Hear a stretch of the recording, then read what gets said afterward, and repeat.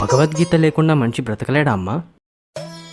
మనిషిలా బ్రతకడానికేరా భగవద్గీత. అంటే దేవుడు మనకి ప్రాణం పోసి మనిషిగా భూమి మీదకి పంపిస్తాడు, కానీ మనిషిని మనిషిగా నిరూపించుకోవడానికే ఈ భగవద్గీత. ఇంకా అర్థం కాలేదమ్మా. మీకు టెక్నాలజీ భాషలో అర్థమయ్యేలాగా చెప్తా. మనం washing machine, smart TV, music system అంటూ ఎన్నో కొంటాం కదా. అవి తయారు చేసే కంపెనీ వాళ్ళు ప్రతి దాంట్లో లేటెస్ట్ ఫీచర్స్ పెడతారు. మరి ఆ ఫీచర్స్ గురించి మనకు ఎలా తెలుస్తుంది?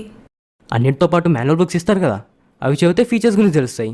మరి ఆ మాన్యువల్ బుక్ చదవకుండా వాటిని యూజ్ చేస్తే అప్పుడు చెడిపోయే రిస్క్ ఉంటుంది కదా. భగవద్గీత కూడా అంతేరా.